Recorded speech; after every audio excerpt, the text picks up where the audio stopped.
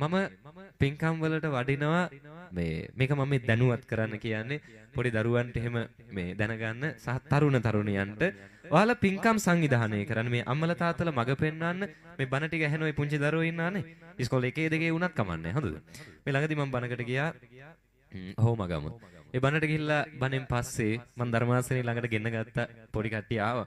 හරිය සතුටුයි දැන් අද කාලේ ඇත්තටම මේ ඔය තරුණියෝ සහ දරුවෝ හරීම උවමනාවෙන් තමන්ගේ කැමැත්තෙන් පින්කම් එක යොමු වෙනවා. අපි ළඟට ඇවිල්ලා හරි කැමැත්තෙන් අපිට වන්දනා කරනවා. ඉතින් එදා හෝමගම බණක් තිබ්බා. බණ ඉවරුණාන් පස්සේ මම පොඩි කට්ටිය ටික මට වඳින්න ආවා. මං එහෙම එහා පැත්තෙන් තියාගත්තා. ධර්මාසනේ ළඟින්. තියාගෙන ඒ පොඩි දරුවෝ ටිකට මං කිව්වා සංවිධානය කරන්න ඔයාලා එකතු වෙලා පින්කමක්.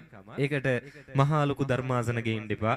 මහා ලොකුවට කිසිම දෙයක් ඕනේ නැහැ. පින්කම සංවිධානය කරලා මාව දැනුවත් කරන්න දවසක් දාගෙන වෙලාවක් දාගෙන කිසිම පිරිකරක්වත් එපා. අපි පින්කම් කරමු කියලා. ඉතින් පොඩි කට්ටිය ටික හරි උවමනාවෙන් මගේ ළඟට ඇවිල්ලා කතා කරා. ඉතින් මට කිව්වා හාමුදුරුවනේ කතා කරනකොට කිව්වා හාමුදුරුවෝ අපි නම් එහෙම ඉගෙන ගන්න මම හො පන්ති කීවෙනියද ඊට පස්සේ කිව්වා අන්තිමයට කලින් ඒ වගේ අර ඉගෙනීම අතින් සමහරට දක්ෂ නැතුව ඇති. හැබැයි ඒ දරුවෝ ටික ළඟට ඇවිල්ලා මේ මූණවල තිබිච්ච සතුට අපි ඒ කතා කරද්දි එයාත් එක්ක සුහඳ වෙද්දි ඒ තිබිච්ච සතුට හරි ලස්සනට උවමනාවෙන් එයා සූදානම් වුණා හාමුදුරනේ පින්කමක් කරනවා. එනකන් වදේ හරිද? වාහනේට ඇවිල්ලා නැග්ගන් පස්සේ මම ඉස්සරහේ වාඩි වුණා. රෑ බණ ඉවර වෙද්දි 8ත් පහුවෙලා මේ බලන්න මම මේ කියන්නේ පුංචි අයගේ හිත මොනතරම් අවංකයිද කියලා හොඳද? පොඩි දරුවන්ගේ හිත මොනතරම් අවංකයිද මොනතරම් පිරිසිදුයිද කියන එක. ඕවට අර විස පුරවන්නේ වැඩිහිටි සමාජයමයි. හරිද? ඒ නිසා දරුවෝ ලස්සනට හැදෙන්න දෙන්න.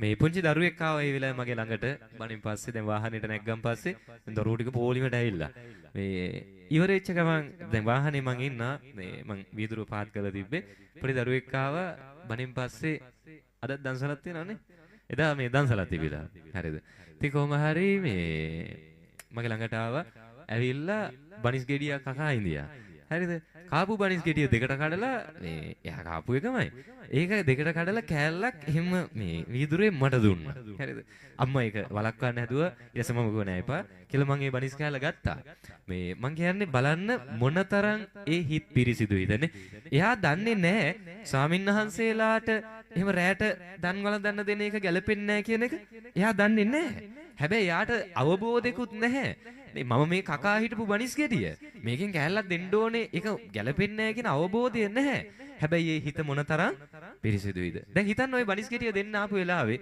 ওই බනිස් කෑල්ල දෙන්න ආපු වෙලාවේ අම්මා පැත්තකට ඇදලා අරගෙන ඕක හැංගුවා නම් ඒ දරුවාට ඒ අවස්ථාව හම්බෙන්නේ නැහැ මතක තියාගන්න කරන ක්‍රියාවට වඩා වැදගත් වෙන්නේ මොකද්ද හිතේ තියෙන පිරිසිදුභාවය නේ. ඉතින් හරි සතුටින් අවංකව අපේ දරුවෝ ධර්මයට යොමු වෙනවා. හරි වාසනාවක් මේ පුංචි දරුවෝ මේ ඇවිල්ලා වාඩි වෙලා බණ අහනවා. ඉතින් ධර්මයත් එක්ක ඉස්සරහට යන්න වරදින්නේ නැහැ. මේ ජීවිතේ අසරණ වෙලා වැරදිච්ච අපිත් අද මෙතෙන්ට ඇවිල්ලා හැදුනේ ධර්මය නිසා. ඒ නිසා අතාරින්න එපා. ඔන්න පළවෙනි යෝජනාව අපේ දරුවන්ට, තරුණියන්ට සංවිධානය කරන්න පින්කම් මේ අපි සම්බන්ධ වෙනවා සහ අද වෙනකොට ලංකාවේ ගොඩාක් ස්වාමින් වහන්සේලා ධර්මදේශනා කරන පින්කම් කරන ස්වාමින් වහන්සේලා ඉන්නවා. ඉතින් ඒ හරි සතුටින් ඒ වගේ අවස්ථාවෙන් සම්බන්ධ වෙන සහ